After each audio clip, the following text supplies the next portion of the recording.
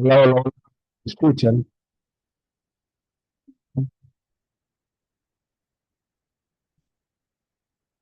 Hola, profe, sí se escuchan.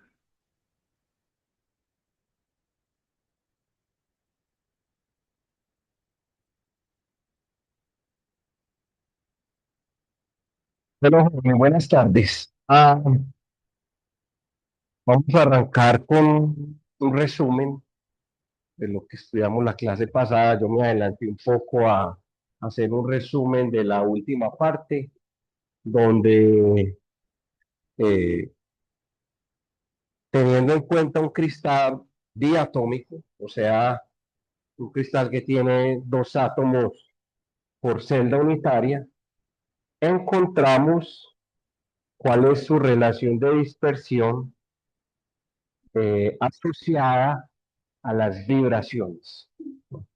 Recuerden que un cristal, en esencia, tiene dos características. La característica que le dan los electrones, el comportamiento de los electrones, que los electrones en este caso están asociados a cada átomo en la red cristalina. Entonces, las propiedades eléctricas del cristal van a estar dadas por el comportamiento de los electrones y esos electrones van a estar asociados a cada átomo o molécula que a su vez se asocia a cada punto de red. ¿Listo? Entonces, ahí está la conductividad, ahí está la absorción óptica, la parte magnética también. Pues todas las propiedades eléctricas de un semiconductor, un conductor o un aislante que esté catalogado dentro de lo que es un cristal, van a estar dadas por las propiedades eléctricas.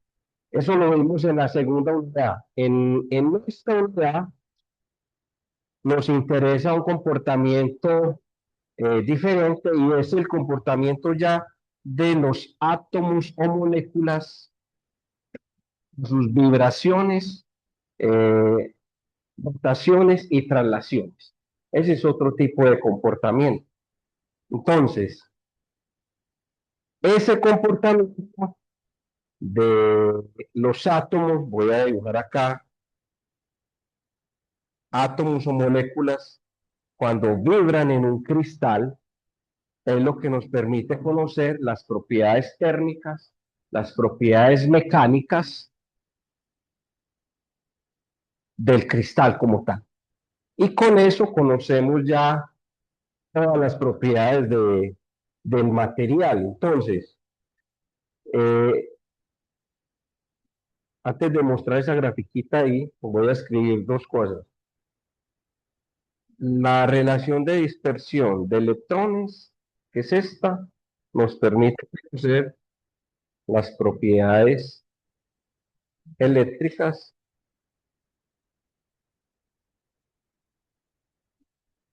y ópticas. Cuando hablo de óptica es la manera como interactúa la luz con el cristal, haciendo que el cristal se comporte como un metal, como un semiconductor o como un aislante.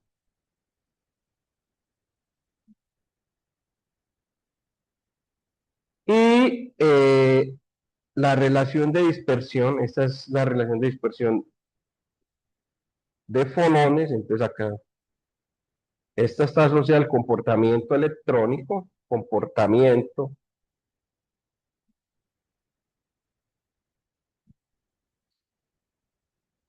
de los electrones.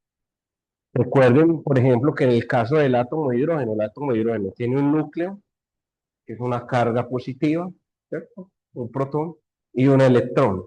En ese caso, cuando uno se concentra en el hidrógeno, el electrón es el que da las propiedades eléctricas del hidrógeno.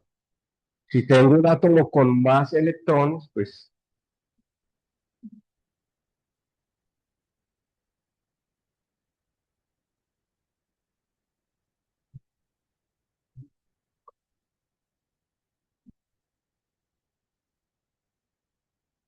listo, propiedades térmicas y mecánicas. Esta relación está asociada al comportamiento vibracional. Son dos cosas diferentes. Si bien están relacionadas, correlacionadas, una cosa es estudiar el comportamiento de los electrones, cómo se mueven los electrones en la red cristalina, y otra cosa es estudiar cómo vibran los iones en la red cristalina. Eso tiene que quedar muy claro.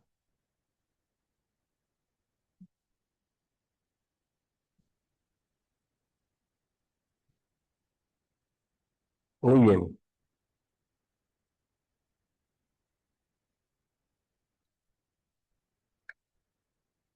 Pues yo les escribí aquí, me adelanté un poco en el resumen. La última parte que vimos fue un cristal unidimensional diatómico porque tiene dos átomos por celda unitaria, y lo que estudiamos de ese cristal fue cuál es la relación de dispersión de fonones, es decir, cómo vibra el cristal.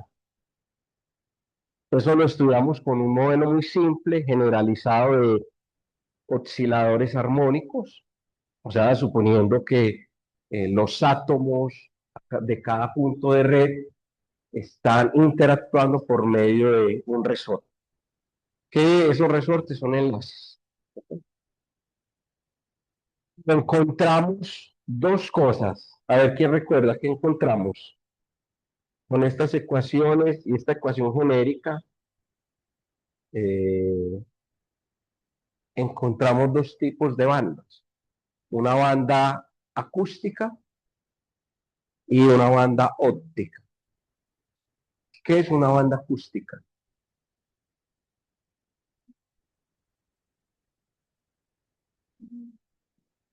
Sí, y físicamente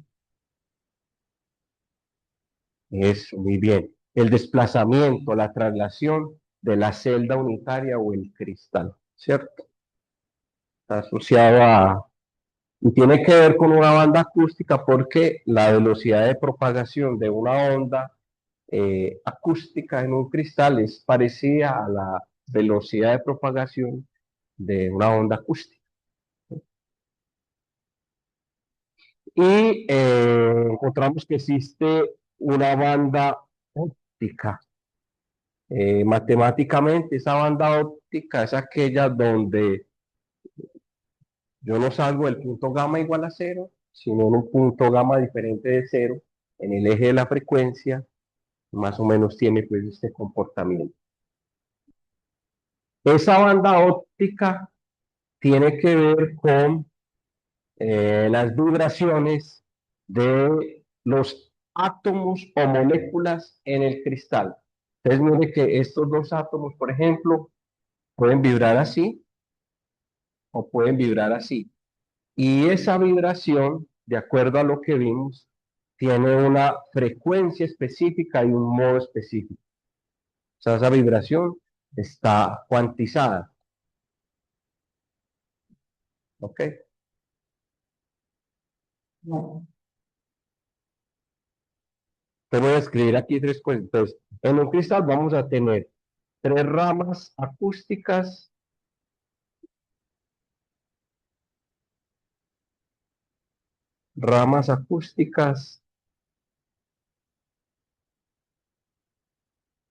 y tres ramas ópticas.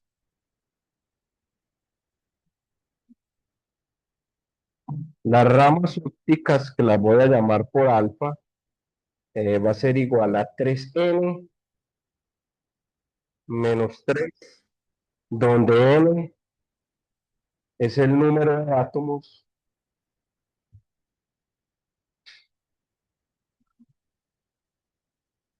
por celda unitaria.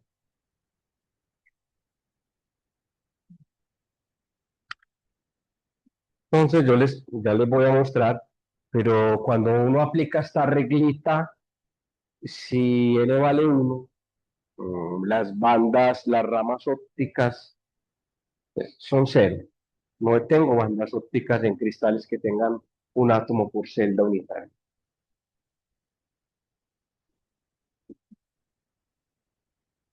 Traslaciones, eso sí es muy importante. Las ramas acústicas, como están asociadas a las traslaciones del cristal, cómo se traslada el cristal, Entonces yo tengo tres traslaciones, una a lo largo del eje X, otra a lo largo del eje Y y otra a lo largo del eje Z.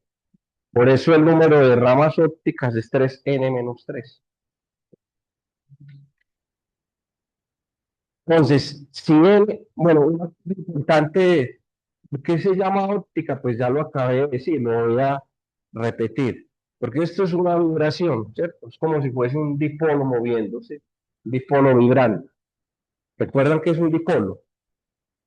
¿Qué es? ¿Cómo? Es separados, una distancia de, ¿cierto?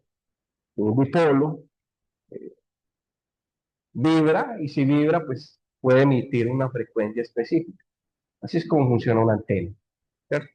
Una antena funciona así. Puede recibir y puede enviar información por medio de una distribución bipolar. Entonces, eso se le llama rama óptica porque las moléculas o los átomos vibran en el cristal a una frecuencia muy bien definida.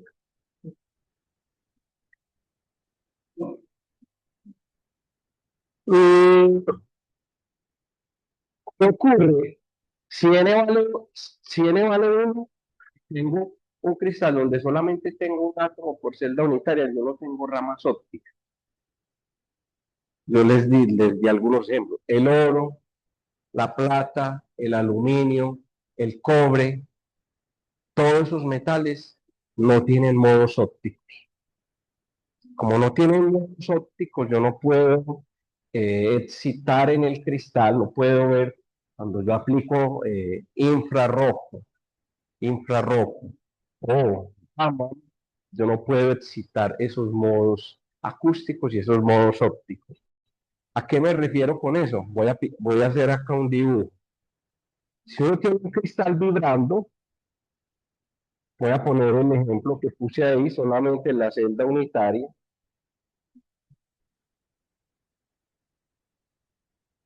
Para esa excitación,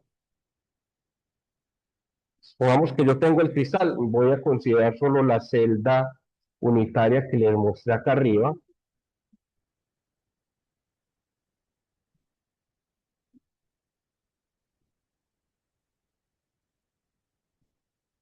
Supongamos que este átomo está vibrando en esta dirección y este está. Pues esto es un modo de vibración característico. Esto está vibrando a una frecuencia 1, la celda unitaria.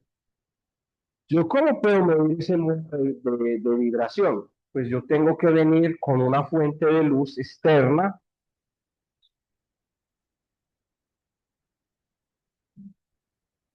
una fuente de luz externa que tenga una frecuencia mayor o igual a esa frecuencia. ¿Listo? Es decir, una fuente de luz que puede ser un láser que emita fotones, ¿no? De tal manera que cuando la luz interactúe con ese cristal, yo pueda ver en un detector,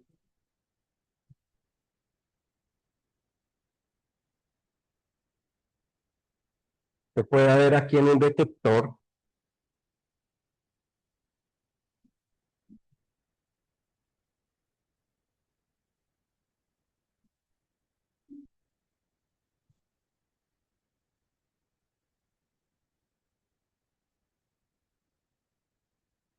el pico definido a esta vibración específica.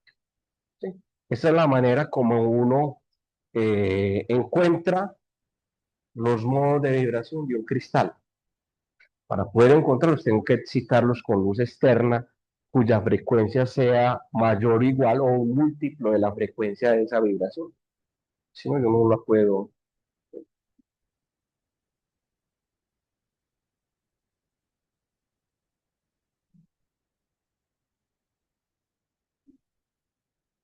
Entonces, yo les mostraba una técnica para encontrar esos modos de vibración. Cada modo de vibración de un cristal es, de nuevo, una huella dactilar de ese cristal. Miren acá el grafeno. Esto es algo que lo hacemos acá en el laboratorio. El grafeno tiene una estructura hexagonal y estos son los modos, algunos de los modos de vibración específicos de ese cristal. Cada modo tiene una frecuencia específica, característica. Por ejemplo, este modo de vibración, que es la banda G, que es característico de cualquier material de carbono, no solamente del grafeno, sino del grafito, de los nanotubos de carbono, todos los materiales basados en carbono van a tener este modo de vibración, todos los cristales. Esa vibración, cuando yo la excito con luz, yo puedo ver esa vibración acá, un pico muy bien definido. Entonces, mire que este pico me dice a mí, yo sé que si yo ilumino con luz material y veo este pico, ya sé que hay carbono, ya sé que hay carbono. Entonces, es una manera de caracterizar y de ver qué tipo de cristales o de materiales hay en determinada sustancia. Si yo veo este pico, ahí hay carbono. Si veo este otro, también. ¿Sí?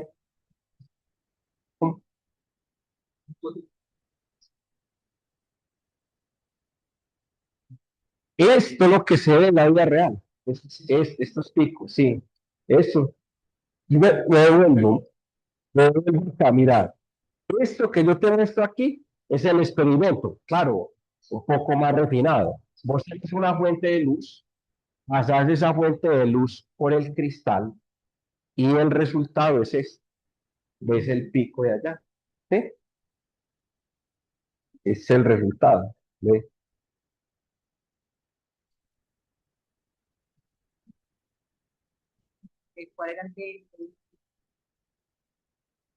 ¿Vale? Bueno, muy bien. Entonces, mira que cada uno de los picos, cada uno de los picos está asociado a una vibración específica. ¿Sí? Entonces, si vos ves aquí, la vibración del grafeno en esta dirección es la que me da a mí el pico G. Esta banda 2D es un proceso de segundo orden, Raman. Pues, por eso es que es más grande, exactamente, es un proceso de segundo orden. Entonces, normalmente esta banda, cuando no es grafeno, estas dos bandas son iguales. Cuando es grafeno, esta banda es más grande que esta. ¿Sí? Cuando es grafito, entonces esta banda tiene un ancho más grande. Entonces hay una manera de identificar el modo por el pico. ¿No? El de, esta técnica como es de poderosa, qué rama. El de me dice a mí qué tan defectuoso es el material. O sea, si el material está por aquí cortado, si tiene dopaje. Es una técnica muy poderosa, muy poderosa.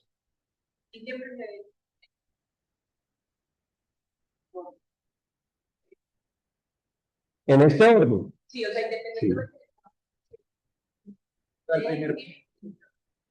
Sí, siempre se ven así, exactamente. Siempre.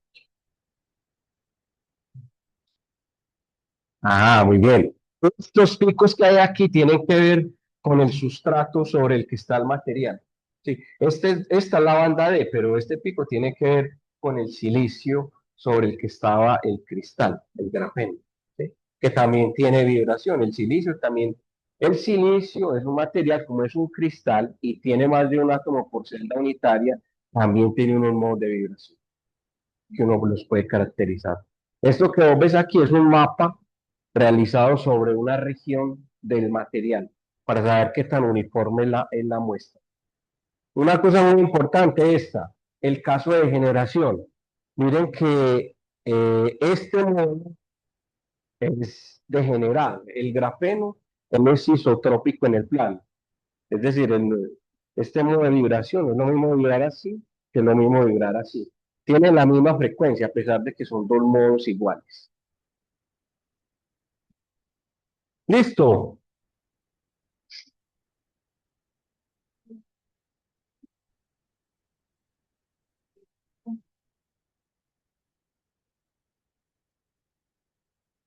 ¿Cuál es este? Esto es un modo diferente, es un modo de respiración. Mira que está asociada a la banda D y a la banda 2D.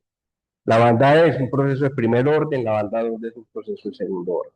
Y esto se llama un modo de respiración porque es como si los átomos estuviesen haciendo todos esto, o hacia afuera. ¿Sí?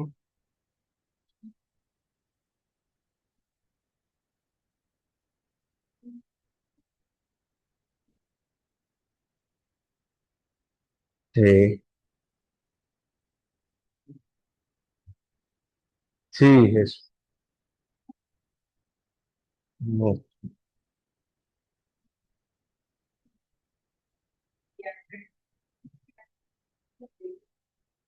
No, esa es una muy buena pregunta. No, no necesariamente, entonces yo creo que no necesariamente es que el cristal esté en una superposición de todos los modos, no. El cristal está en un modo específico de vibración a una frecuencia específica. Es claro que si yo, por ejemplo, cambio la temperatura o ilumino el cristal con luz, yo puedo excitar otro modo de vibración dentro del conjunto donde el cristal puede vibrar, ¿cierto? Dentro de todo ese conjunto de modos que él puede vibrar. ¿Listo? Muy bien, exactamente, porque esto es pura mecánica cuántica, ¿no? Entonces, existe una probabilidad de que el cristal esté en un modo de vibración específico a una frecuencia específica.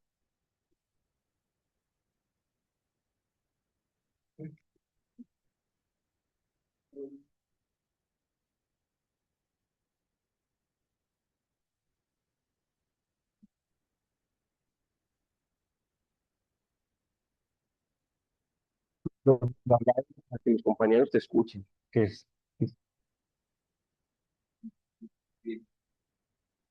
sí.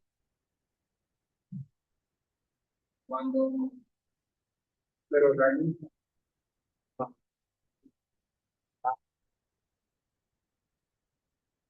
Mm. Cuando que cuando se pone una lámina sobre otra, muy alta, sí. Ujú.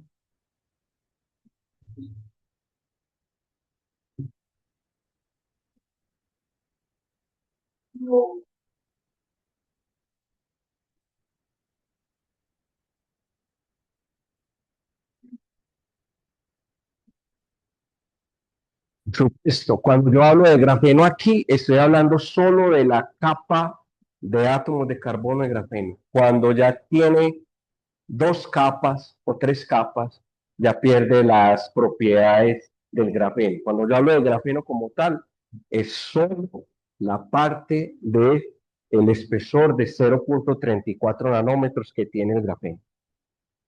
Ah, no, todo lo contrario. Esto es, el grafeno es una de las cosas que se usa y que se va a usar muchísimo, que se está usando, porque justamente es una, que es lo difícil del grafeno, muchachos, que es lo que se está haciendo ahora, poder transferir el grafeno a un sustrato de interés para una aplicación. Me explico. Si yo voy a hacer un celular, como el grafeno él es flexible y transparente, entonces por ahí en 2 añitos vamos a tener un celular que usted lo puede doblar y se lo puede meter al bolsillo, hecho de grafeno, pero es flexible y transparente. Ahora no lo puedes hacer porque esto es cito, ¿cierto? ¿Cuál es la dificultad ahora? ¿Cómo transfiero yo eh, una tela de grafeno que me cubra toda mi pantalla? Piensa en las dimensiones. Estoy hablando que el material tiene un espesor de 0,34 nanómetros. Es muy fino, es extremadamente fino. Entonces, ¿cuál es el reto? ¿Cómo llevo yo el grafeno desde mi laboratorio y lo pongo aquí en esta placa? Sin que él se quiebre, sin que él se arrugue, sin que todas las propiedades eléctricas, las propiedades ópticas se transfieran acá. ¿Sí? Ese es el primer reto. Por eso, uno de los fuertes áreas de investigación ahora de materiales es lo que se llama transferencia de materiales bidimensionales, porque los materiales bidimensionales son muy finos. Entonces, como son tan finos, son muy difíciles de transferir. El segundo reto es yo como, si el grafeno es complejo de tener. ¿Cómo, cómo produzco grafeno a nivel industrial? Para poder no hacer un celular, sino 1000, 2000 o 1 millón, etcétera, etcétera. Ya los chinos están haciendo rollos de grafeno. No sé si yo creo que yo les mostré a ustedes yo les mostré a ustedes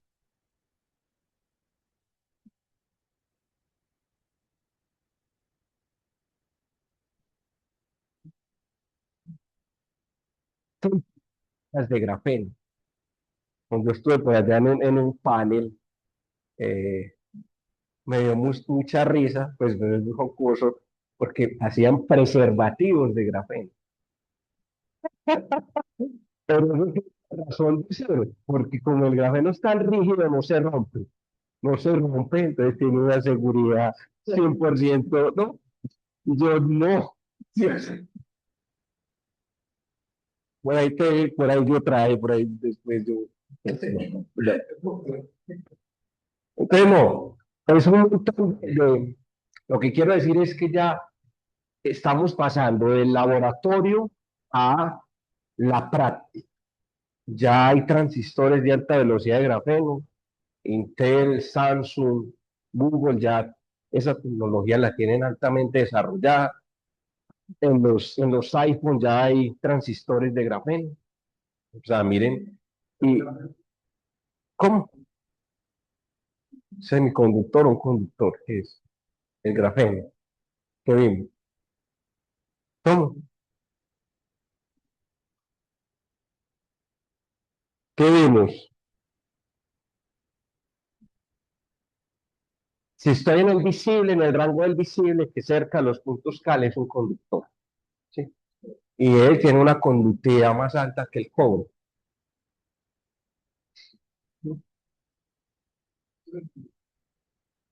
Un conductor.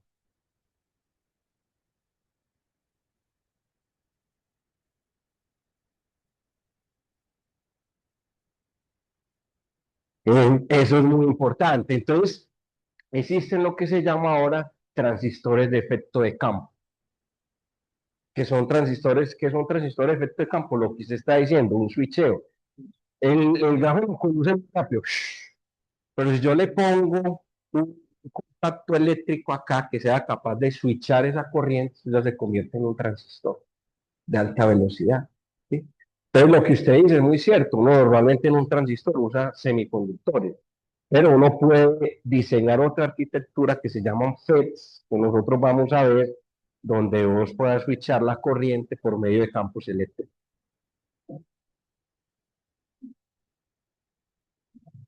Eso es algo que ya está.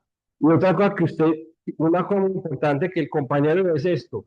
Cuando uno tiene, eso va a ser el premio Nobel en 2 años, se van a dar cuenta. Eh, el que se va a ganar el premio Nobel se llama Pablo Herrera, un español, y él lo que hizo fue una cosa muy simple y muy difícil al mismo tiempo. Cogió una capa de grafeno, puso otra capa de grafeno y lo rotó 1.1 grados. O sea, pero no es solamente coger la muestra, sino rotar la red cristalina, ¿cierto? Ustedes ven aquí a nivel nanoscópico, coger esta red, poner otra red encima y rotarla uno a uno.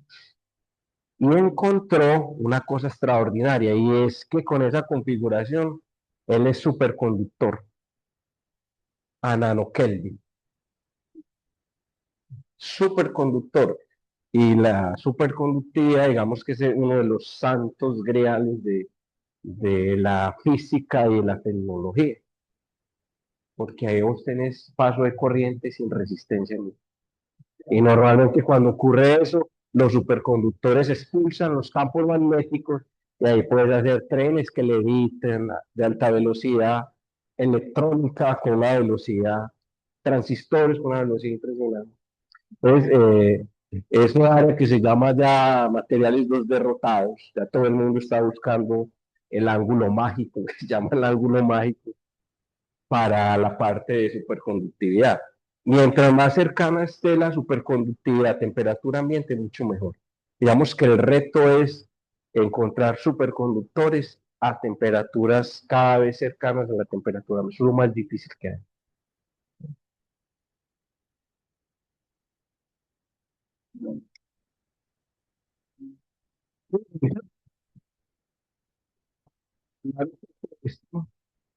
De la relación de dispersión de fonones, que ya vamos a ver qué es un fonón. Miren, por ejemplo, otro tipo de materiales. Esto es un material que se llama franquita, que es una heteroestructura natural. Suramérica normalmente y Latinoamérica tenemos unos recursos eh, muy valiosos que los europeos explotan muy bien. Por ejemplo, este material es una heteroestructura natural. ¿Qué es una heteroestructura natural? Que yo tengo, por ejemplo, cobre, oro, aluminio. Eso yo lo puedo hacer en el laboratorio. Pero acá esto es una heteroestructura natural que encontraron en Bolivia y tiene unas propiedades impresionantes. Natural, o sea, que uno no la diseña en el laboratorio, sino que está en la naturaleza. Eso es una... Y esa heteroestructura pues, tiene un raman específico, unos picos específicos que me permiten a mí caracterizar esa heteroestructura. ¿No? Estas aplicaciones están...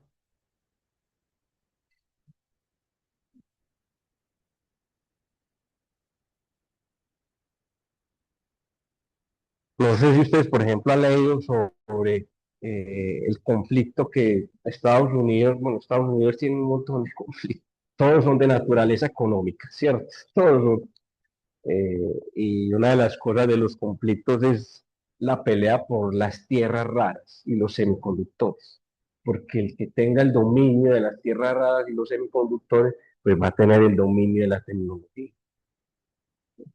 Entonces, por ejemplo, tierras raras. Las tierras raras son semiconductores dopados. Entonces, por ejemplo, las telecomunicaciones funcionan, se potencializaron tanto a nivel mundial y somos capaces de conectarnos con diferentes países porque se descubrió el herbio. El herbio es una tierra rara donde usted dopa una fibra óptica con iones de herbio y el herbio es capaz de amplificar una señal óptica. Y por eso es que los sistemas de comunicación por fibra óptica evolucionaron al estado actual que tenemos hoy, el herbio. Después le muestro, usted es el herbio, él se ilumina de verde y él es el que permite amplificar las señales. Bueno, entonces, esto es, por ejemplo, el ramo de otro material que se llama fósforo negro. Fósforo negro. Este material se los pongo aquí porque fue un dolor de cabeza para mí. Uf, ustedes no saben lo que yo sufrí solo por encontrar una monocapa de este material. Yo era casi 12 horas metido en una máquina que se llama Glutebox, con guantes, máscara, todo, haciendo exfoliación para obtener una capa de este material. Porque cuando este material salió era nuevo y la novedad es, si vamos a hacer las cosas rápidos, los chinos son 10 contra 100 o 200 chinos trabajando. Los chinos van a hacer experimentos y aquí son con 30 paper en el tablero leyendo y haciendo experimentos. Pues, entonces este material tiene una peculiaridad y es que él se oxida cuando está expuesto, le caen átomos de oxígeno y pierde sus propiedades electrónicas. Entonces uno lo tiene que encontrar en una cámara con una presión controlada, una esfera controlada, donde se hace vacío para que no se oxide y ahí uno hace los dispositivos. Entonces es un dolor de cabeza, ¿no? En fin, bueno, eso no lo hice acá, no. Eso fue en una de las pasantías que tuve en otras universidades. No, acá no tenemos. No, si existe el Good Boss, eso es normal, pero lo que no existe es lo que se llama cuarto limpio. Aquí en Colombia, la única universidad que tiene cuarto limpio es la Universidad de Los Andes. Toda la parte de microelectrónica, del silicio, donde se hacen los transistores y donde se hace las cosas a escala nano, usan lo que se llama un cuarto limpio. ¿Qué es un cuarto limpio? Es un cuarto acondicionado donde vos vas a tener una partícula de polvo sobre 1.000.000. O sea, es extremadamente, nosotros contaminamos demasiado, entonces eh, ahí como es a escala nano, todo tiene que ser y es un cuarto acondicionado para eso. Y eso es un montón de dinero. La única que tiene ese cuarto aquí es la Universidad de Los Andes.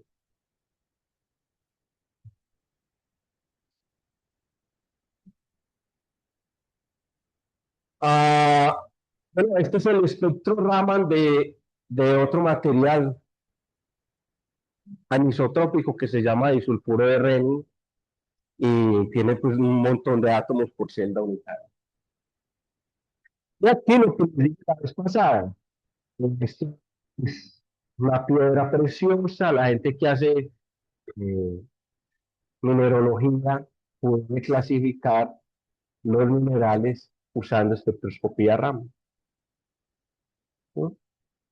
Agua, muscovita, berilio, calcita, cuarzo. En esto, para que ustedes entiendan, bueno, lo que estamos hablando ahorita. En el caso del grafeno, pues hablo del grafeno porque me parece que es sencillo de ver. En el caso del grafeno, nosotros vimos que el grafeno tiene 2 átomos por celda unitaria. Entonces, como tiene 2 átomos por celda unitaria, eh, vamos a tener 3 modos acústicos y 3 modos ópticos. ¿Sí?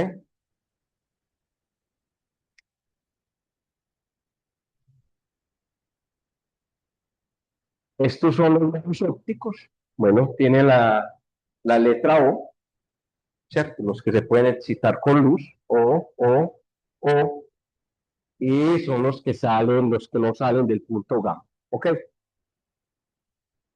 Y tiene los modos longitudinales, los modos acústicos,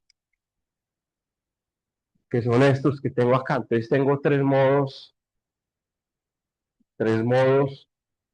acústicos y 3 modos ópticos, ¿no?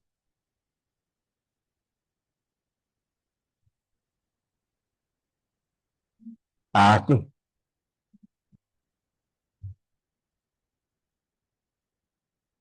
Es una pregunta interesante, ya vamos a explicar eso. Esa es la relación de dispersión de fonones. Ahí voy a introducir la palabra fonón. ¿Listo? Fonon. Ojo.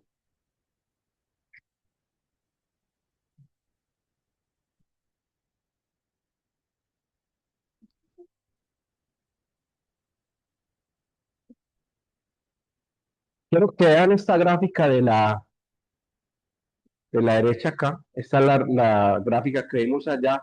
Solo que en este lado está lo que se llama densidad de estado de fonones. ¿Qué es un fonón? Un fonón es lo siguiente, cuando una molécula está vibrando o un cristal está vibrando, ¿cierto? Esa vibración se puede propagar a lo largo de la red cristalina. Eso es más o menos un fonón, físicamente hablando. Listo. El fonón es el que media la vibración. El electrón el fotón es aquel que media la absorción, ¿cierto? ¿Estamos? Entonces, uno puede hablar, así como hablábamos de densidad electrónica, ¿y qué era la densidad electrónica? densidad de estados electrónicos. ¿Quién recuerda qué era densidad de estados electrónicos?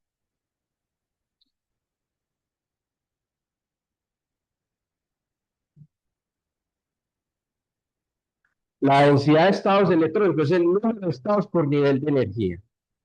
¿Sí? Número de estados por nivel de energía. Entonces, la absorción era proporcional a la densidad de estados. Mientras más estados yo tenga disponible, el electrón puede ir a esos estados con más facilidad. Eso lo recuerdan. Esa es la densidad de estados electrónicos. Existe también la densidad de estados de fonones. ¿Qué significa eso? Si en un cristal yo tengo muchos fonones, ¿cierto? Por acá, ya voy a hablar, si yo tengo muchos fonones, pues tengo una densidad de estados alta. ¿Qué es lo recomendable? Y ahí es donde, bueno, ahí es donde quiero que vean la importancia del grafeno. En un cristal, entonces, uno va a tener dos cosas. Va a tener electrones moviéndose por toda la red cristalina, pero también va a tener fonones, que son los que asociados a las vibraciones de la red, se están moviendo por todo el cristal. ¿Qué puede pasar? Que los electrones choquen con los fonones. Entonces, mira lo que pasa. Si usted le mide la conductividad al oro, te dio X valor, y aumento la temperatura, ¿qué le pasa a la conductividad? ¿Cómo? No. ¿Cómo? Cae la conductividad eléctrica. La conductividad eléctrica es inversamente proporcional a la temperatura. Y eso tiene sentido. ¿Por qué? Eso no lo dice la mente. Eso tiene sentido. ¿Por qué? Porque si uno aumenta la temperatura, ¿qué pasa? Los iones empiezan a vibrar y entonces los bolones empiezan a moverse, a moverse más rápido por toda la red cristalina. Fonones. Cuando yo aumento la conductividad eléctrica la dan los electrones, ¿cierto? Yo aplico una diferencia de potencial. Entonces un electrón va de un punto B. Esto es corriente, hay medio conductividad eléctrica, ¿cierto? Pero ¿qué pasa en un cristal? Si yo a ese mismo sistema le aumento la temperatura, entonces ya el electrón va a empezar a chocar con los fonones que genera la red cristalina. La red empieza a vibrar cuando yo aumento la temperatura, ¿no? Empieza a vibrar, entonces el electrón ya empieza a chocar con los fonones, a interactuar y ya la conductividad eléctrica cae. Entonces, en metales, la conductividad eléctrica es inversamente proporcional a la temperatura. Eso lo pueden medir, se mide en el laboratorio. ¿Sí? Entonces, un cristal en esencia lo puede ver de dos maneras. Es un mar de electrones y un mar de fonones. Eso es un cristal. Fonones son cuasi partículas. Ahora, digo lo siguiente. Es tan importante el grafeno. Ustedes ven aquí, este es que todos ven que es un mini electronvoltio. ¿Sí o no? ¿A cuánto equivale la temperatura ambiente en términos de energía? A ver, cosas del primer examen. ¿Mm? Sí, 25 grados, ¿a cuánto equivale en términos energéticos? K Boltzmann T por 25, K Boltzmann T, ¿cuánto me da?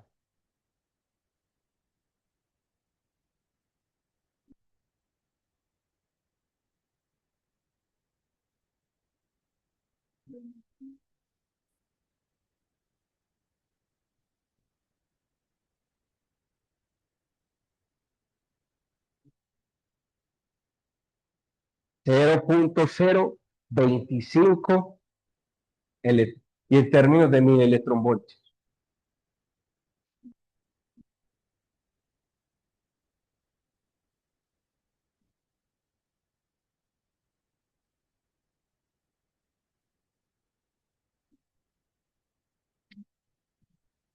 25, muy bien, eso, 25. Vamos a ubicarnos acá. Ojo, el grafeno, esta es la relación de fonones del grafeno y a temperatura ambiente, la densidad de estados, si yo trazo una gráfica, está por acá, ¿cierto? Ojo pues, 25 por aquí. Entonces, todos estos estados de acá para están llenos. De acá para arriba están vacíos. ¿Cómo empiezo yo a llenar esos estados? Aumentando la temperatura. Ahí estos estados empiezan a llenarse. ¿Sí? Entonces, el grafeno es el mejor disipador de calor. Para yo poder calentar un material, en el caso del grafeno, tengo que llenar toda esta densidad de estados, toda. Para poder calentar el grafeno, yo tengo que aumentar la temperatura a 2400 grados. 2400 grados es el material que soporta más temperatura para tener una transición de fase, es decir, llenar todos estos estados de fonones. Por eso, todos los transistores, todos los equipos, eso ya se los he dicho, a nivel de misiones espaciales tienen recubrimiento de grafeno. ¿Por qué? Porque si yo cuando mando una nave espacial, estoy expuesta a la radiación solar y esa radiación pues es muy alta. Entonces yo necesito que el material se caliente a temperaturas muy altas. ¿Sí? Por ejemplo, escriban, cuando yo tengo la densidad de fonones ya lleno, que calenté el material, esa temperatura se le llama la temperatura de Debye. Debye. Vuelvo y repito, atención de nuevo.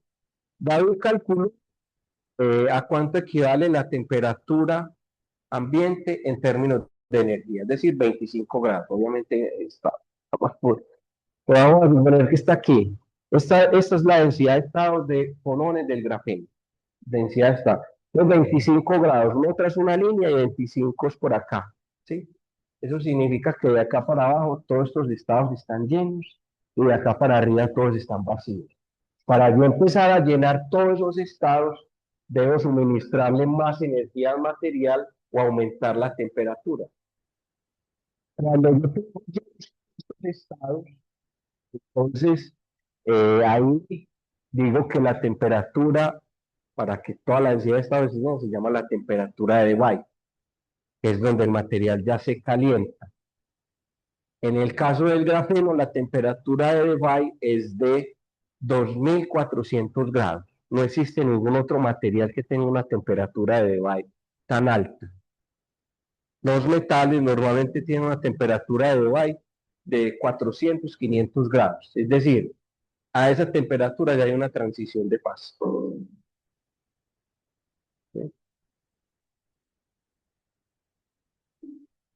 Entonces, para diseñar un circuito y uno evitar el calentamiento, que es lo que sucede en nuestros equipos, pues yo necesito material que sea frío a temperatura ambiente. El único material que es frío a temperatura ambiente es el grafeno. Es frío. ¿Por qué es frío? Porque yo necesito, ¿cuánto? Necesito 2375 grados para que empiece a calentarse. O sea, que él es frío a temperatura ambiente. Para poder empezar a llenar esa densidad de fonones y que ya empiece a sentir el calor, ¿sí?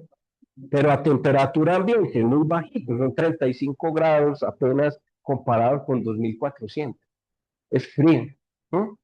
Es frío a temperatura ambiente.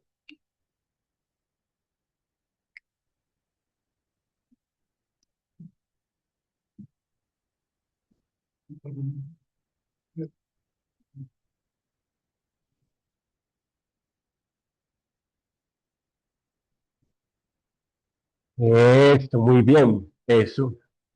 Claro, claro, entonces si vos haces textiles que lo usan también con nanotubos, los dopan con entonces la tela es muy fresca, ¿cierto?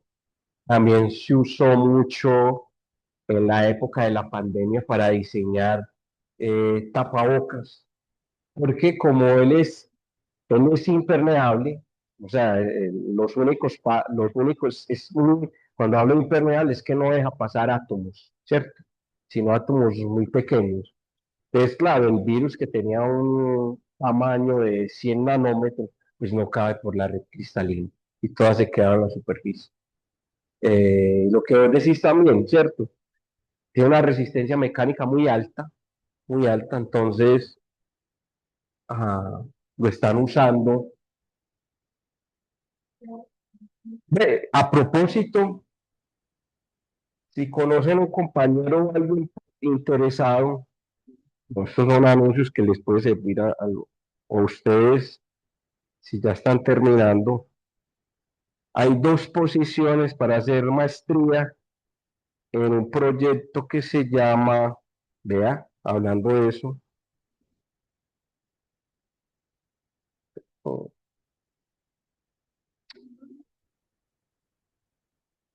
todo se conecta, eso es lo bueno.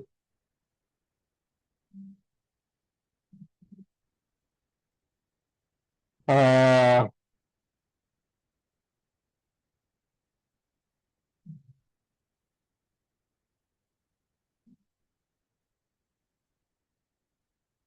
compuestos polimédicos basados en grafeno y nanomateriales para blindaje electromagnético. O sea, hacer chalecos, superficies, usando nanomateriales. Ahí es donde viene lo de la resistencia mecánica. Entonces, si conocen a alguien interesado por ahí, que esté terminando y tenga una buena hoja de vida.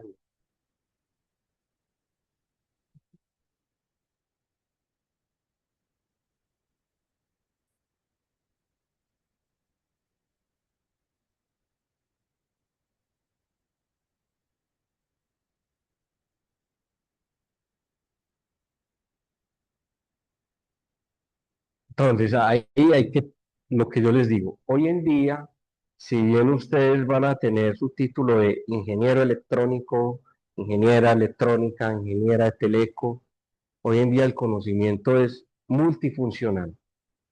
Ustedes tienen un core que los va a identificar como ingeniero, ingeniera de teleco y electrónica, pero van a empezar a trabajar con grupos multidisciplinarios. Entonces, tú vas a aprender también a caracterizar materiales, a medir propiedades eléctricas, a diseñar el dispositivo, a modelarlo, todo ese tipo de cosas. Entonces, a lo que me refiero es que hoy en día hay que aprender de muchas cosas, tener un core identificado y a partir de ahí usted dentro del proyecto que esté desempeñar una función específica. Pero no necesariamente esto es que sea mucho del material. Puede ser que necesiten un ingeniero electrónico para que implemente ya los sensores y mida en la superficie o el cubrimiento y ya el ingeniero en materiales que haga el material, lo transfiera a la superficie, ¿sí? Entonces mira que es un hilo desde la síntesis del material, transferencia, caracterización y ya implementación. Y en ese tránsito es donde aparecen los diferentes ingenieros y las diferentes experticias de cada.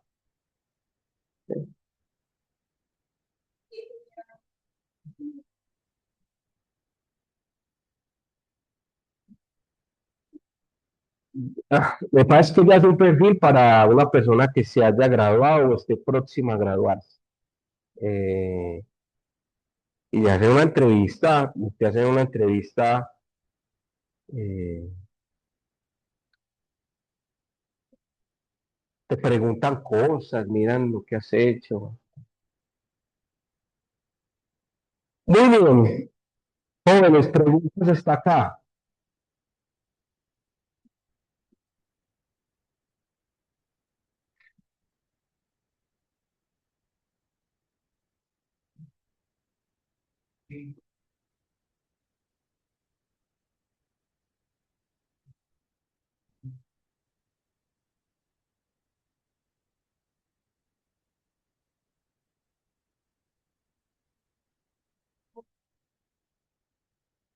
Bueno, la temperatura de Bay, lo que te dije, la temperatura de Bay te dice a vos, está relacionado con la capacidad calorífica, cuánto almacena el cuerpo Y lo que te dice es en qué momento el cristal puede tener una transición de fase eh, y qué tanto calor puede almacenar.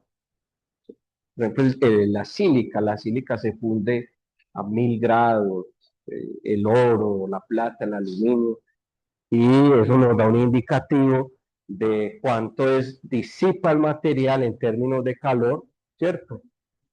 O cuánto enfría un sistema.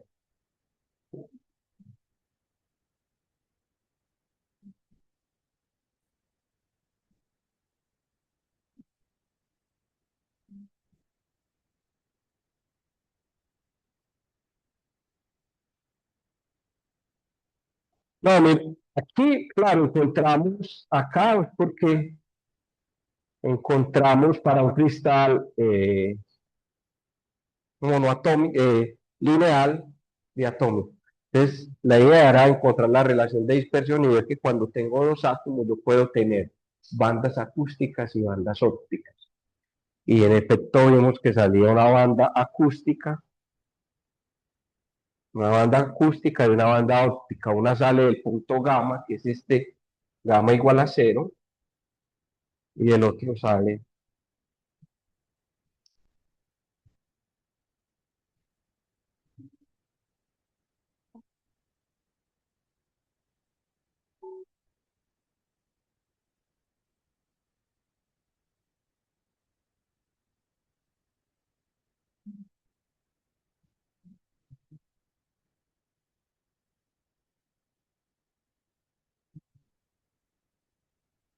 Listo, vamos a hablar ahora de energía de una molécula o cristal.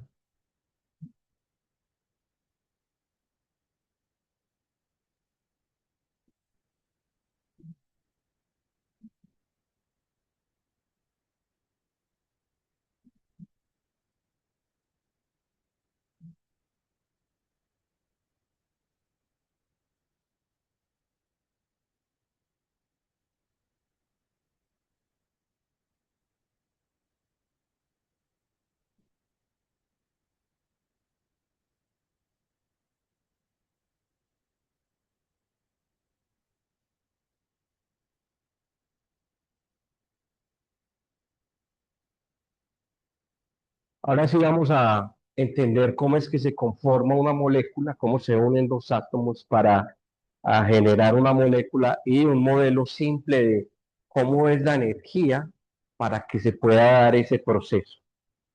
Entonces, vamos a partir de lo siguiente, de lo que ya conocemos. Ojo, un átomo de hidrógeno. Voy a suponer que tengo un átomo de hidrógeno. Esto es un esquemita que ya había hecho en una clase pasada.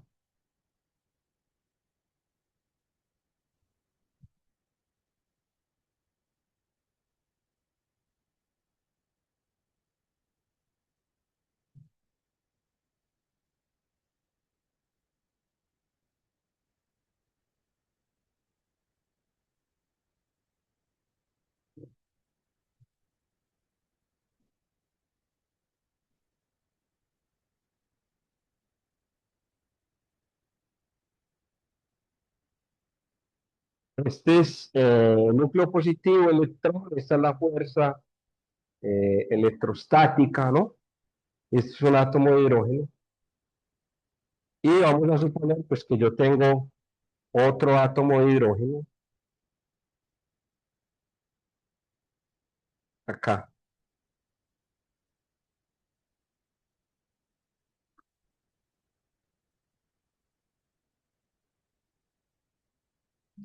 La pregunta es cómo energéticamente, pongamos que la distancia de separación entre los núcleos es esta.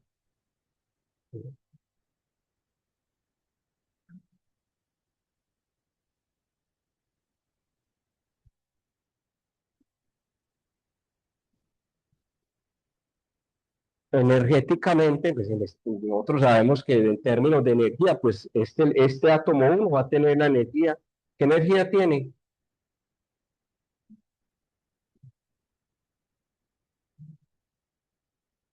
Esos son los niveles de energía del electrón, ¿no? Uno, este tiene también,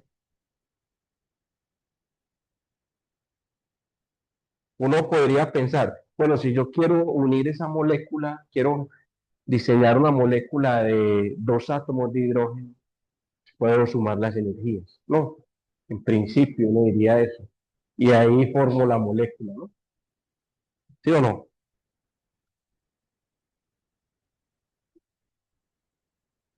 La pregunta es, ¿cuáles son las condiciones físicas en términos energéticos para que se pueda diseñar una molécula? ¿O cómo la naturaleza efectúa, realiza ese proceso de juntar dos átomos de hidrógeno?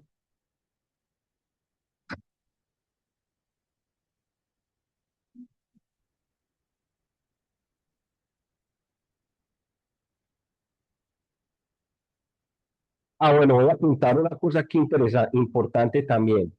¿Cuál es la energía la energía potencial del electrón en el primer átomo? La energía potencial del electrón. ¿Quién recuerda?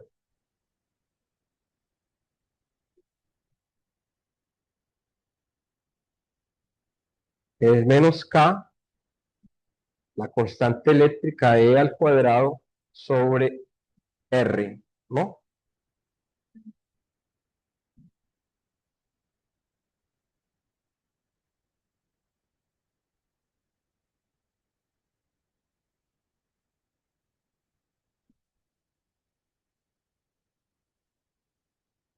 Cierto, es una energía potencial que liga el sistema y lo mismo para el segundo electrón.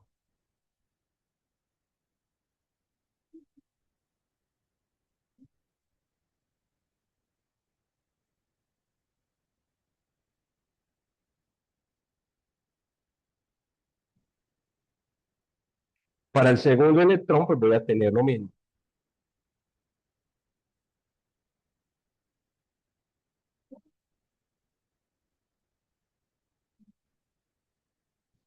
Listo.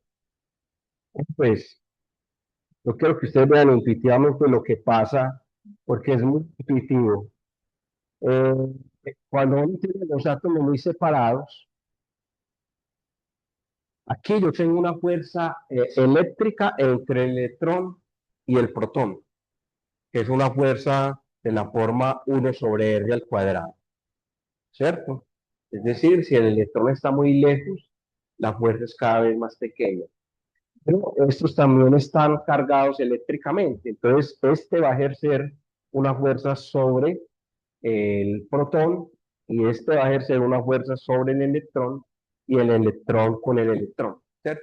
Es claro que si este átomo está muy separado de este, entonces esas fuerzas son despreciables y la energía total del sistema es la suma de las dos energías. Que no hay, realmente este no influye mucho sobre esto. ¿Está bien? Pero empieza a ocurrir algo cuando yo empiezo a correr este átomo hacia este. ¿Qué creen ustedes que pasa? Fuerzas entre carga positiva se repelen eso. Y entre cargas contrarias. ¿Qué? Entonces vamos a pensar eso intuitivamente, que ahorita lo voy a mostrar en términos de función de onda. Si yo empiezo a acercar estos dos átomos para formar la molécula, ¿qué va a pasar? Estos núcleos son muy masivos, ¿no? Son mucho más pesados que los electrones. Entonces, si yo empiezo a acercarlos, va a llegar un momento en que ellos sienten una repulsión y tratan de irse, ¿no? ¿Cierto? ¿Sí o no? Pero los electrones tratan de atraer los núcleos, ¿no? Entonces hay un balance entre la fuerza de repulsión y la fuerza de atracción, y ahí es donde se forma la molécula, donde la densidad electrónica compensa la fuerza de repulsión entre las cargas positivas. ¿Listo? Ojo pues,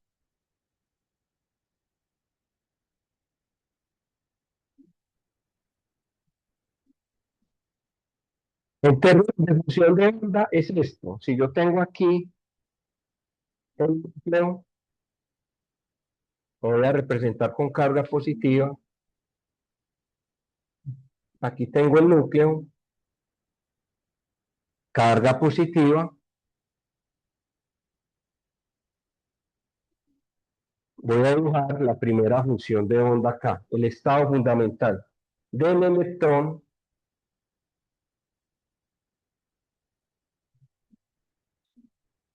Vamos a suponer que esta es, y esta es la del electrón 2, ¿no?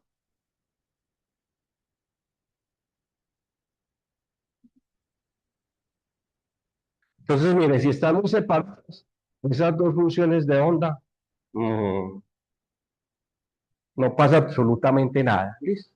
Pero si yo empiezo a acercar cada vez más eh, esos átomos, esas funciones de onda se van a ir acercando, ¿no? Por ejemplo, acá, y va a llegar un momento en que se van a,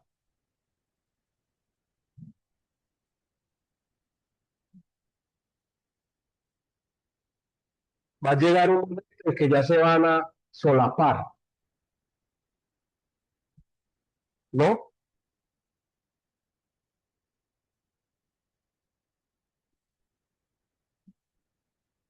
Listo.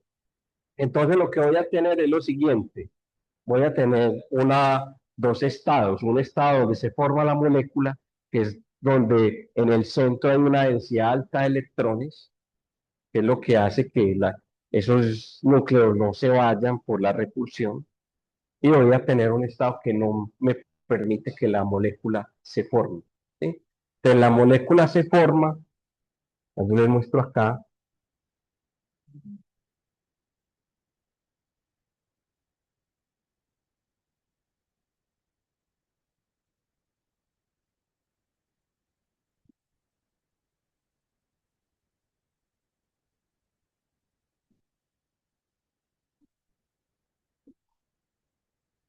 ven, ¿sí ven lo que les dije?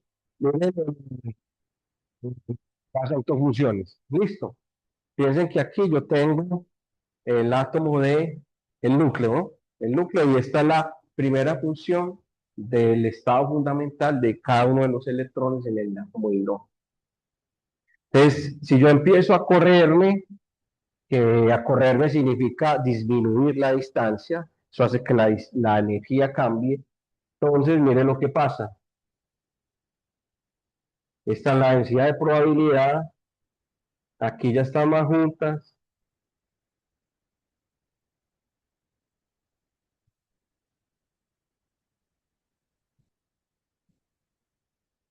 ahí ya se solapan, vean lo que yo les decía, mire, aquí la densidad de probabilidad es más alta, ¿cierto? Y entonces eso hace que la molécula se pueda formar. ¿Ok? Entonces, la carga negativa compensa la repulsión entre los núcleos, ahí se forma la molécula. ¿Ok? ¿Sí o no? ¿Cómo? Que un átomo esté sobre la otra, no. No, porque los núcleos no permiten eso, ¿cierto? Este núcleo nunca va a llegar un momento que él dice, no, no te quiero, andate, tenés la misma carga mía, hasta ahí te dejo llegar. ¿Sí? Realmente se le dice andate, pero los electrones le dicen, no, venga un poquito para acá que a usted le gusta, ¿cierto? Tiempo hay repulsión y atracción. Eso, repulsión entre las cargas del mismo signo y atracción entre las cargas contrarias. Pues no los pesados son los que mandan, dominan. Pues cuando este núcleo vea esto, le dice, no te acerques hasta acá porque no quiero ser, pero ya los electrones le dicen, pero este núcleo me está gustando, acércate un poquito, está ahí. ¿Cómo? Eso, ya vamos para allá, exactamente. Entonces, es claro eso hasta aquí, alguna pregunta, sí. Empieza así, ellos empiezan a acercar y forman la molécula. Entonces, En términos, en términos, esto es muy importante. La energía potencial de una molécula va a tener una contribución negativa y una contribución positiva. ¿Sí? La energía potencial de una molécula, en función de la distancia, va a tener una contribución negativa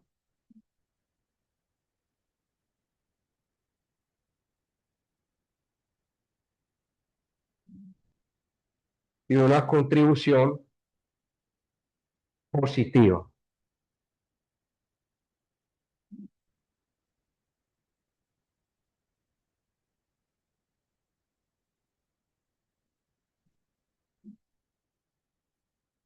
¿Listo? Contribución negativa, que es la que ¿quién le da esa contribución negativa? Las cargas de signo contrario, ¿cierto? La atracción. ¿Quién le da la contribución positiva? Las que tienen el mismo signo, ¿no?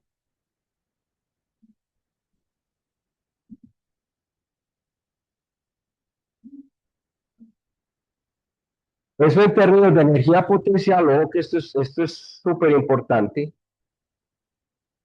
Voy a tener dos gráficas. ¿Cuál creen ustedes que decae más rápidamente, la repulsiva o la atractiva? Sí, con la distancia. ¿Cuál se pierde más rápido? Eso, ¿cuál cae más rápidamente con la distancia?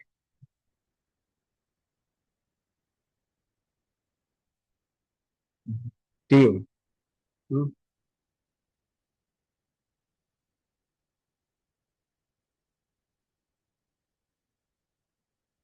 Aquí tengo la energía potencial. ¿Hacia dónde dibujo la? Esta va a ser la repulsiva, ¿no?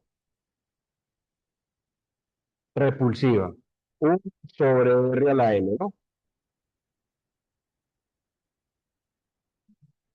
Y esta va a ser bueno, R a la N, ¿no? Y esta va a ser la eh, atractiva.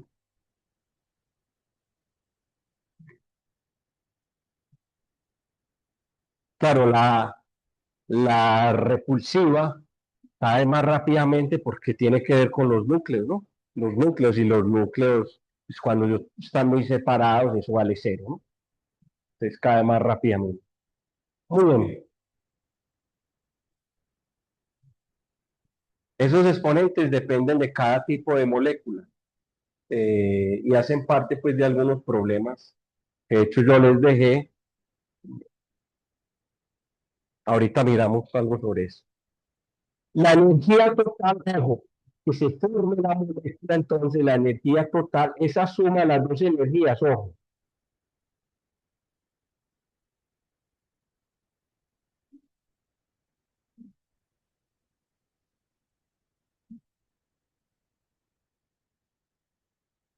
Ojo que esto es muy importante, es el corazón de esta parte.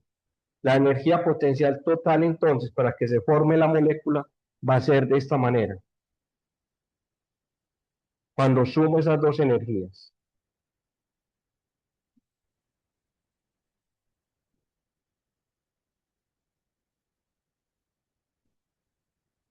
Es una energía hasta lo más de bonita, ¿ah? Parece irreal.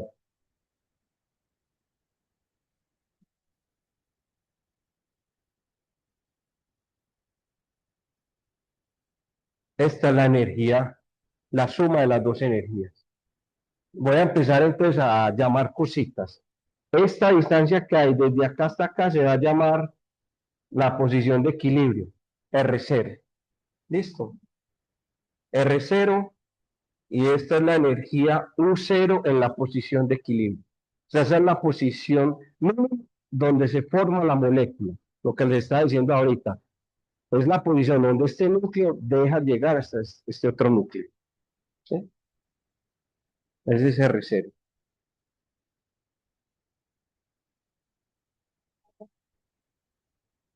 Existe algo, ojo, algo que se llama la energía de disociación.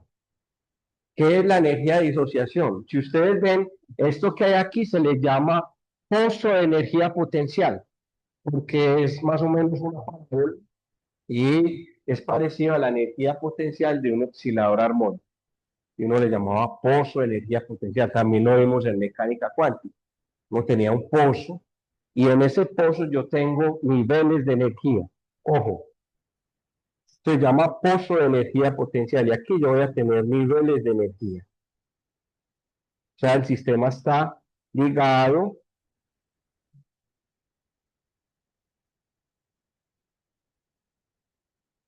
Entonces, ¿qué será la energía de disociación?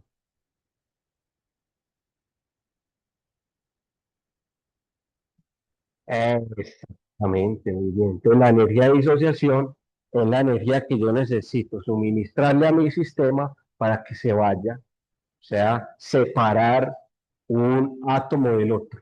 ¿Sí? Aquí los dos átomos están juntos. Cuando llego aquí a este punto de arriba, ya no tengo hacia este lado, ya el sistema no está ligado. Entonces eso se llama energía de disociación, es muy importante.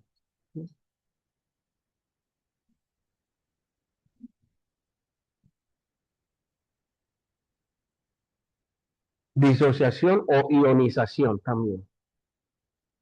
Más o menos ahí pintándolo es este, ¿no? Este sería la energía de disociación, ¿cierto? Es el valor de energía que yo necesito para separar un átomo del otro. ¿Ok? Muy bien.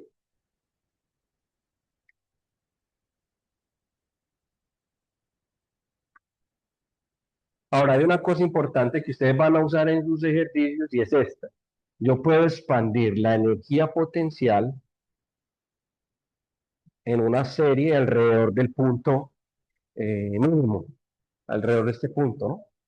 Puedo expandir la energía potencial, entonces esto es E, P, R0 más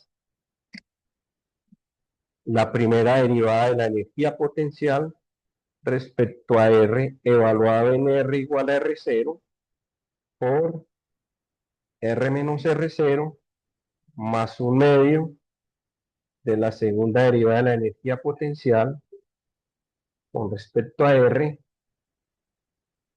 menos R0 al cuadrado más, ¿sí?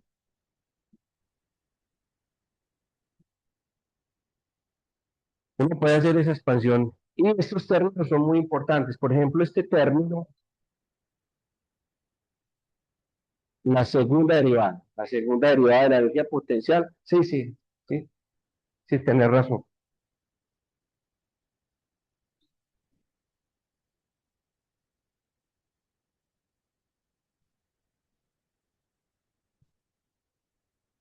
Hasta acá es lo que se llama una contribución armónica, ¿sí?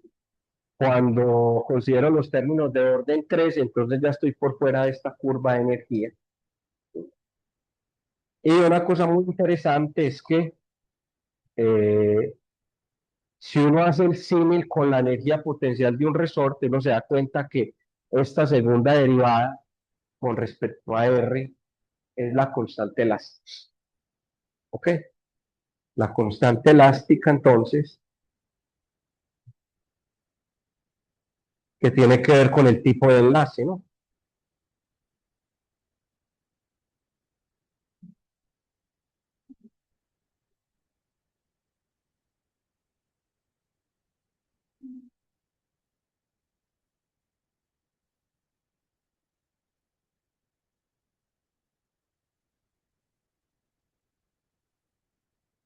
¿Está bien?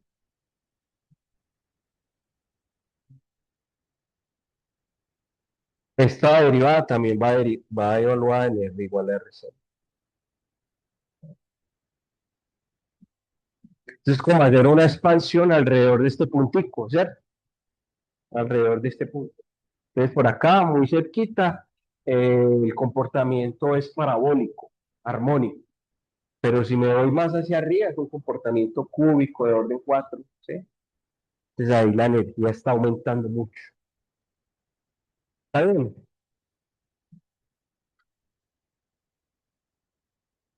Oye, hay una pregunta hasta acá.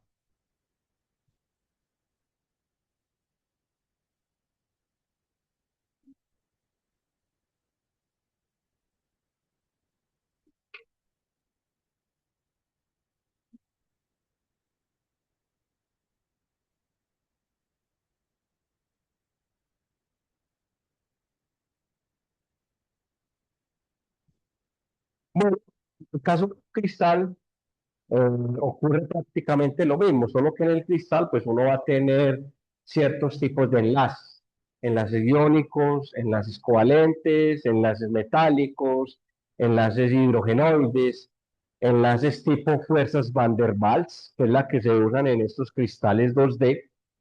Las fuerzas de Van der Waals son fuerzas muy débiles que dependen de uno sobre R a la 6, R a la 8, R a la 12 y por eso uno puede separar una capa de grafeno del grafito, porque son muy débiles. Entonces, en el caso de un cristal es exactamente lo mismo, la energía, muy parecido,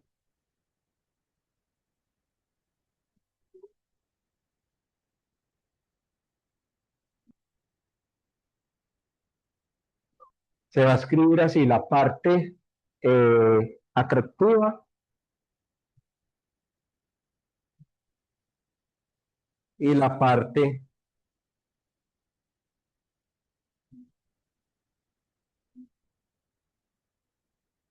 en el caso de un cristal es lo mismo. Ah, bueno, aquí voy a cambiar este argumento.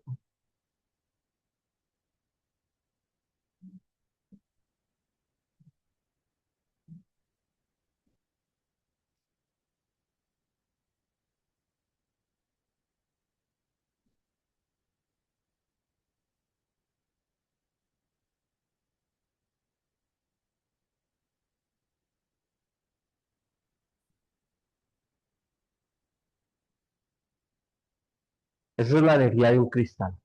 ¿Sí?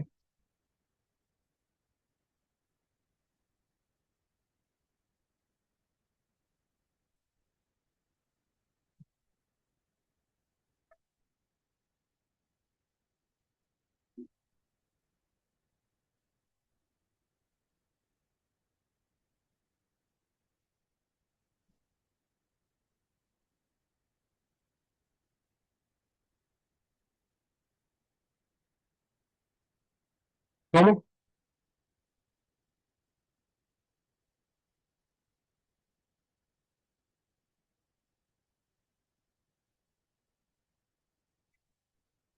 Sí, o sea, cuando vos ionizas un electrón, por ejemplo, en el átomo de hidrógeno, ¿qué necesito yo para separar el electrón del átomo de hidrógeno? Necesitaría una energía de -13,6 electronvoltios, ¿no?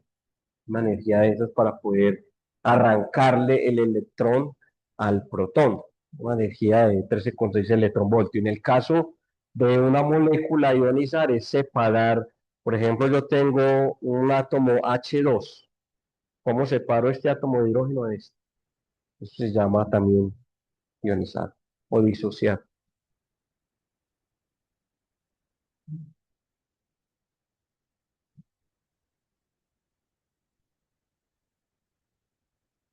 Ok, vamos a finalizar. Este ejercicio a mí me parece muy bonito porque ilustra cómo, con lo que es una molécula triatómica lineal, vamos a encontrar los modos de vibración y las frecuencias de vibración.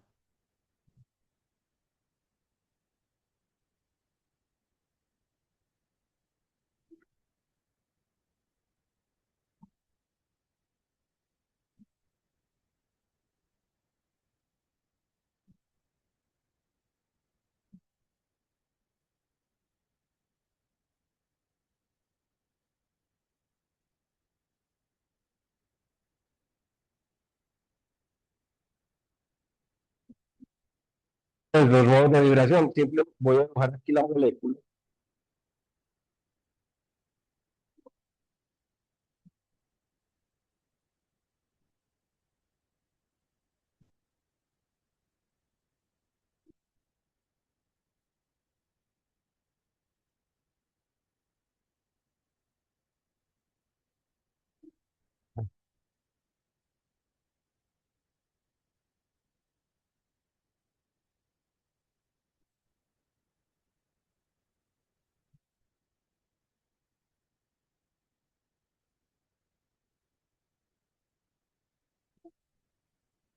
Entonces, esta es la molécula. Vamos a suponer que ella está,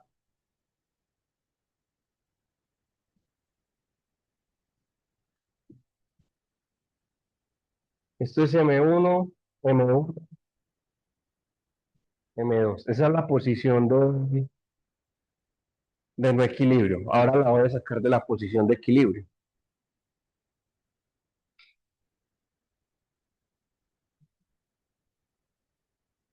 Eso, tiene el mismo tipo, exactamente.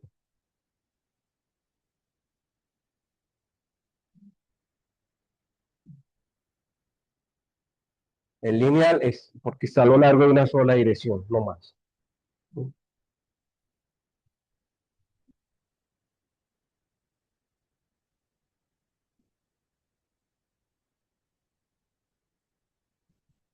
No, no, porque ahí entonces ya tu vector,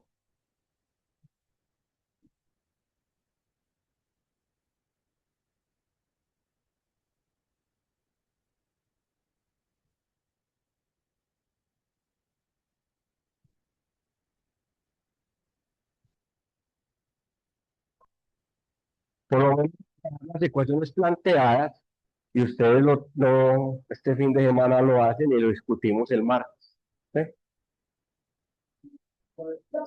El martes vamos a hacer taller, ¿sí?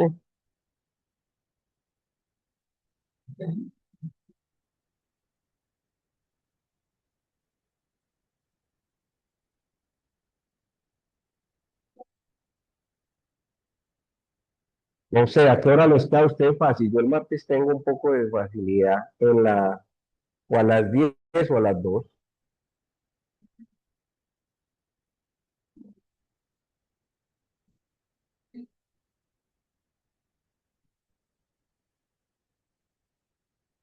¿Dónde qué?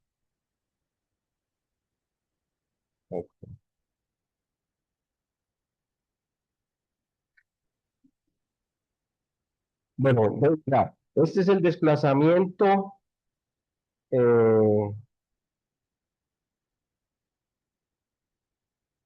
este es el desplazamiento x1, ¿no? Este va a ser el desplazamiento x2 y este va a ser el desplazamiento x3. Listo.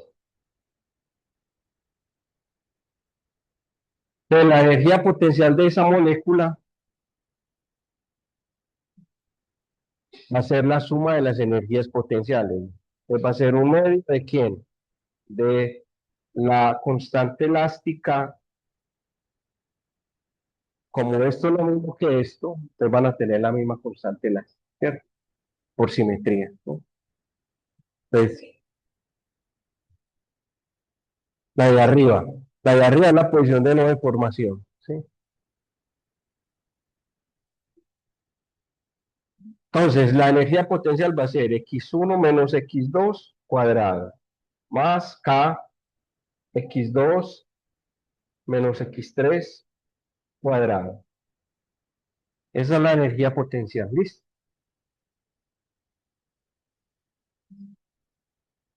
Este desplazamiento, este desplazamiento de acá hasta acá. ¿Sí? Este desplazamiento, o sea, desde la posición de equilibrio lo que se desplaza. ¿Ok?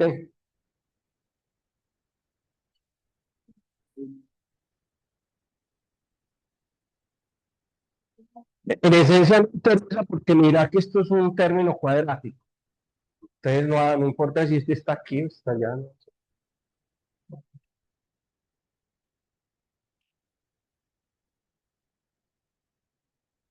Bueno, entonces esa es mi energía potencial. Ahora, ¿cómo encuentro yo? Aquí es claro que tengo que plantear tres ecuaciones, ¿no? Cada masa, esta y esta, ¿no? Entonces la primera ecuación va a ser la fuerza 1, voy a rotularlas así, ¿no? 1, 2, 3. Entonces, la fuerza 1 va a ser masa Aceleración. ¿Cuál es la aceleración? La segunda derivada de x1.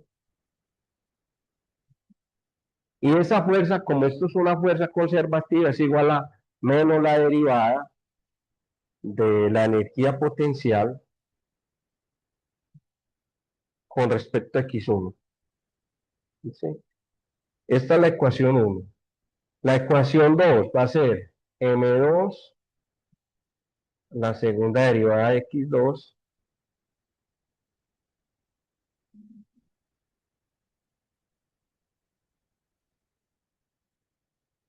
esta es la ecuación 2, y la ecuación 3,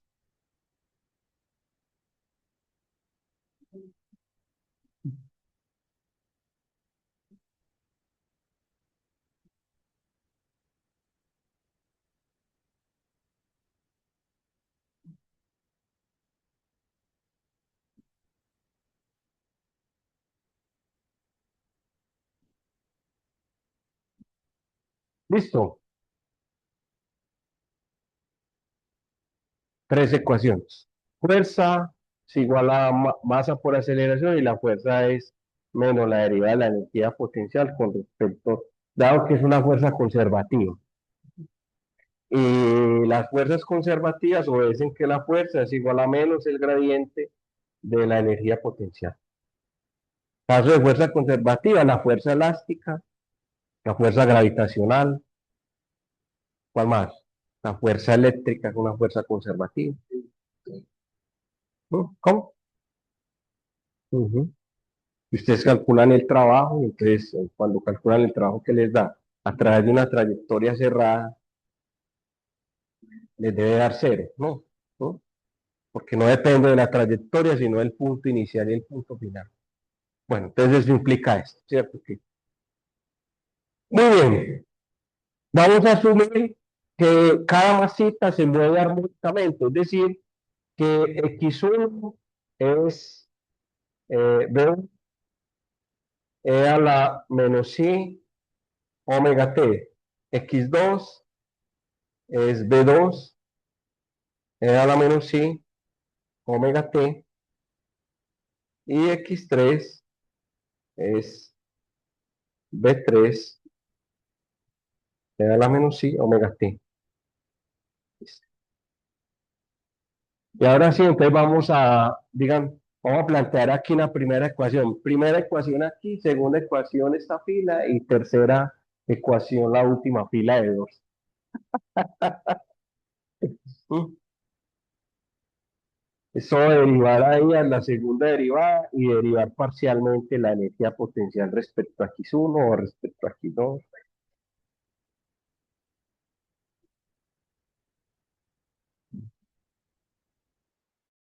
Miremos a ver cuánto nos da esta vez.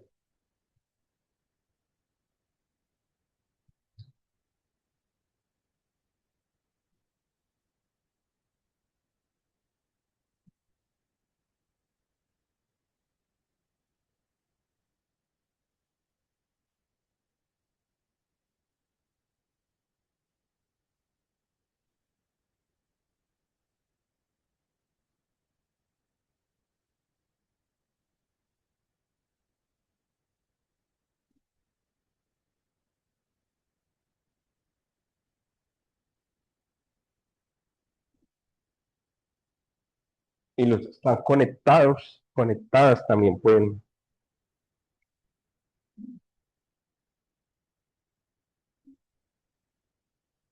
hacer ahí, plantear las ecuaciones. Cuando algo me están escuchando, si me escuchan los que están conectados, Sí, profe, se le escucha bien. entonces vamos a plantear ahí esas ecuaciones.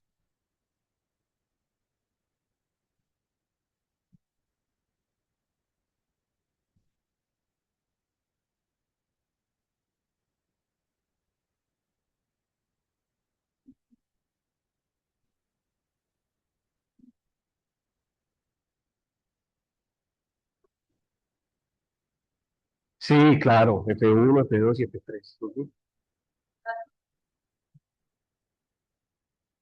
Son iguales, sí, son iguales.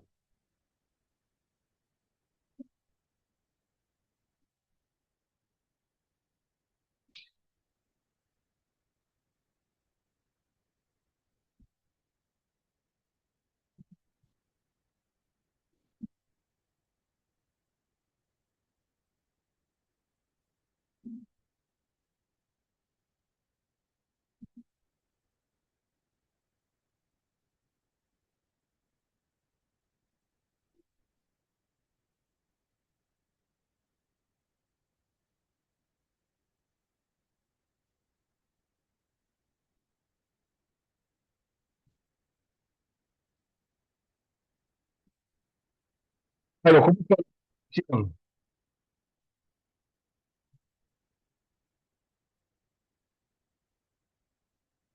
a ver, menos MU, W, W y cuadrado, ¿qué más? ¿Y K dónde está? Tiene que aparecer K o no. Sobre K. Sí, es que la energía potencial tiene un K, véale ahí. Sí, se lo tragaron, ¿o qué?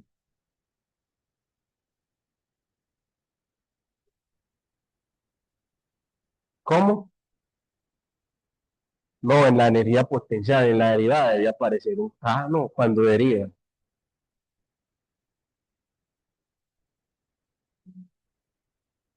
Sí, sí, o sea, son los mismos, pero ¿dónde está el K? O sea, bueno,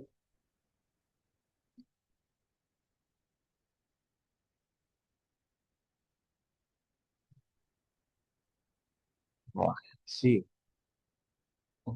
como que no hay K. ¿Ya hay K o no? Mm. Si usted la pasa aquí a sumar, esto te queda igualado a cero, aparece un K. O sea, esta igualdad, ¿cierto? Si yo la paso a sumar, ahí aparece el K en la derivada parcial de... No,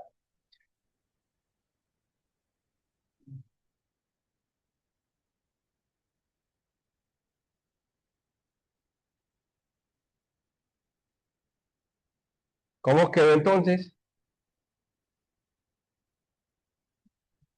Bueno, lo voy a escribir así para que no se confundan.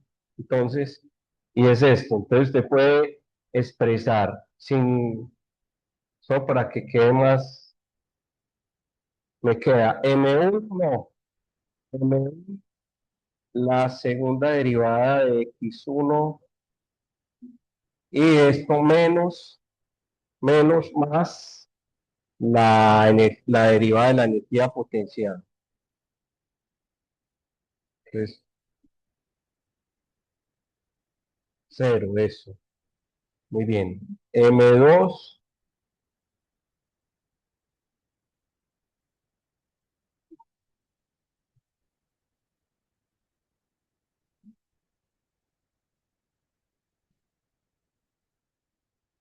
cero, ¿no?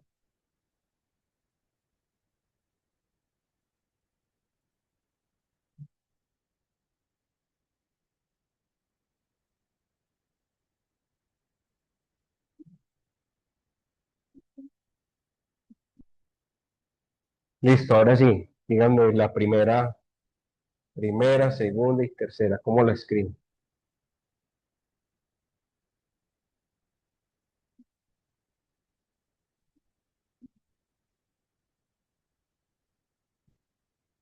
¿Cómo queda la primera ecuación?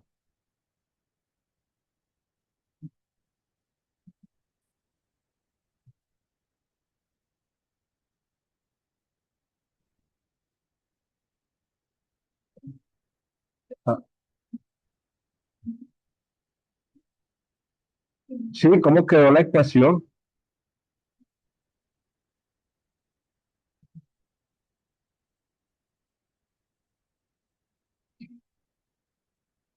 La primera ecuación me queda así. Vea.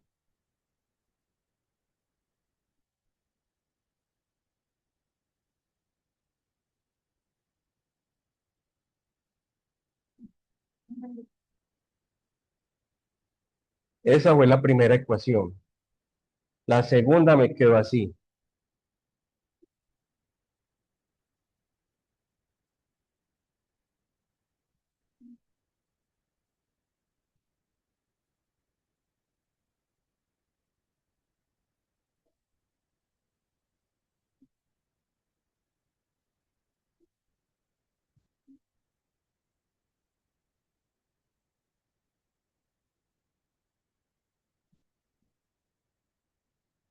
Y la última me quedó así.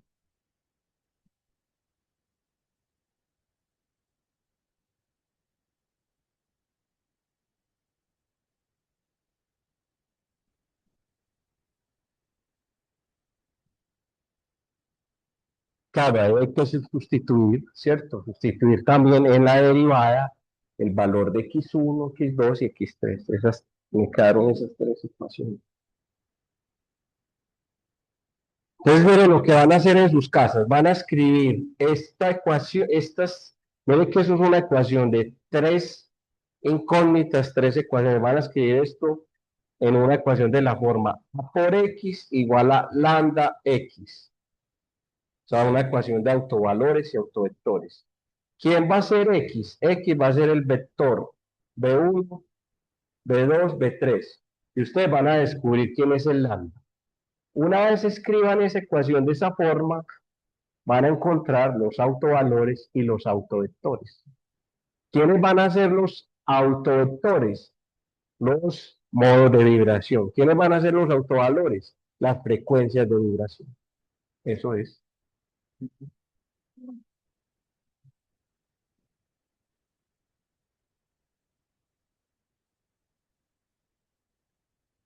Esto es una ecuación de autovalores y autovectores. Entonces, los autovectores son los modos de vibración. Los autovalores van a ser las frecuencias de vibración.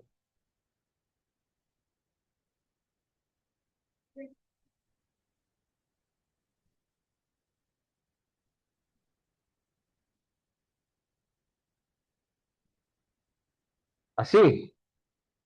Bueno, en vez de poner B pusiste uno, no hay problema, pues ya el autovector va a ser uno, dos o tres. Y ahí se van a, ¿cuántos modos de vibración va a tener esta molécula?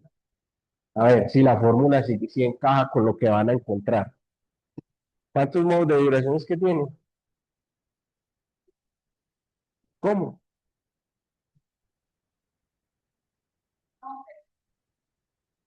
¿Qué molécula es esta? Lineal. Si es lineal, ¿es cuánto? 3n-5. ¿No? Eso es lo que van a encontrar. Cuatro maneras de vibrar. ¿Cómo? Porque va a haber uno de general. Van a ver que hay, ¿cierto? ¿No?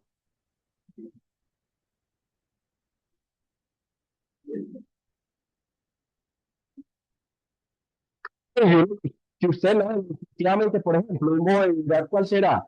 Este viene para acá, ¿cierto? Este viene para allá y esta puede estar quieta, ¿sí? Otro, que este venga para acá, este esté para allá, ¿cierto? Otro, que estén así. ¿Sí? Bueno. Listo, el martes lo miramos y me cuentan a ver quién lo hizo. Le dejemos ahí por hoy entonces.